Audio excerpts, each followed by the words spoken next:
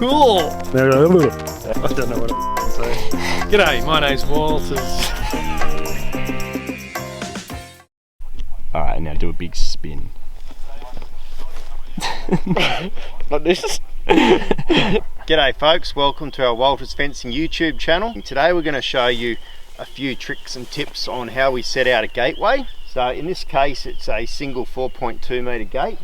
We've already got our strainer and stay in on the far end, and we're just sighting in and setting up the hinge side.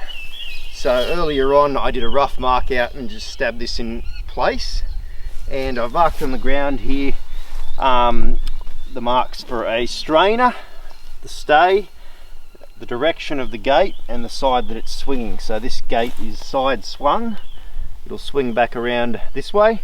The idea of this being that whoever does the mark out can then leave the site and the crew can follow on and swing everything correctly from the marks on the ground.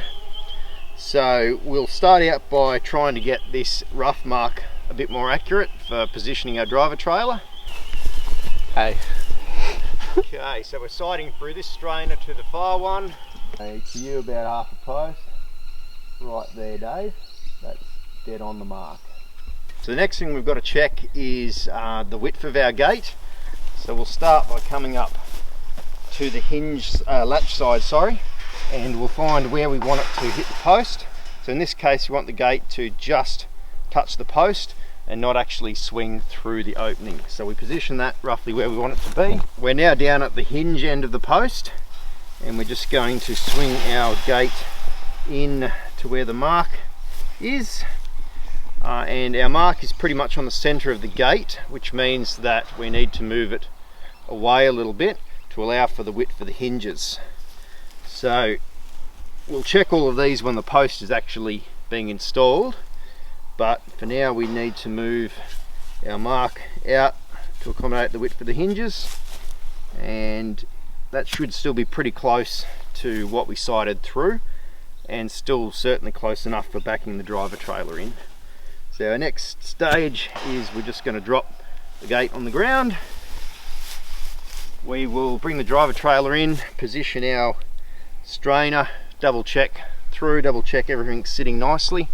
We're then good to install the strainer. So that's the next step in the procedure.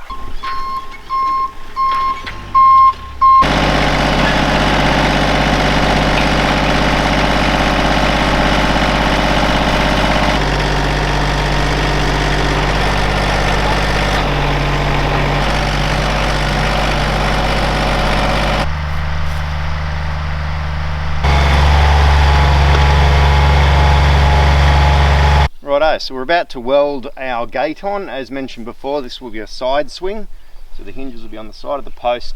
The gate will swing all the way back around onto the fence. We've got our wops and wazzers, weld on pins, weld on sockets.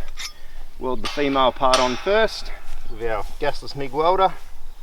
Then we'll weld the top hinge on, swing the gate, and we'll get our angles right with a jack at the other end.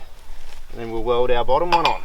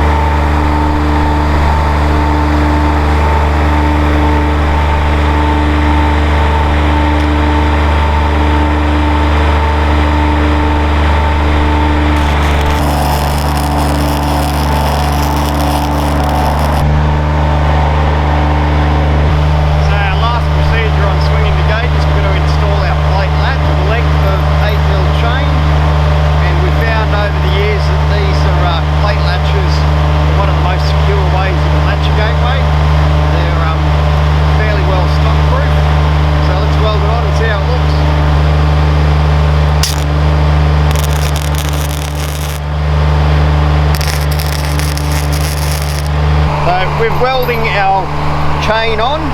We've allowed ourselves plenty of length, and we've experience with cattle has shown that having the latch chain positioned lower than the latch helps prevent it from coming undone. So we're going to position it just below the center line of the latch.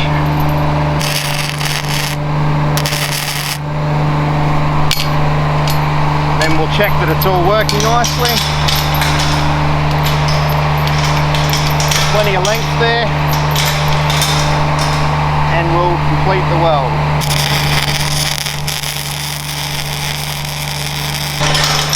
So now we're going to turn that bloody noise box off, and we're going to brush and paint.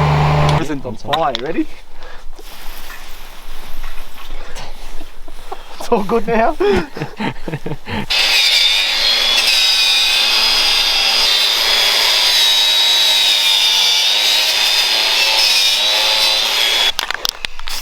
Oh, better.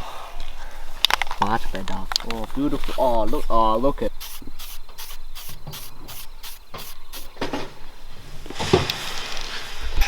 So the reason why we've got extra length in our chain is to allow for things such as being able to lock the chain back onto itself. But the primary reason is that if an animal like a bull or a beast hits the middle of the gate and bends it, and the chain gets seized into position, you then, if you can undo the jam, you've got extra chain to work with if the gate has to stay in a bent condition for any reason. Not only that, but it looks a whole lot more professional than leaving one link. So yeah, that's pretty much the overview of swinging a single gate. This should swing around nicely.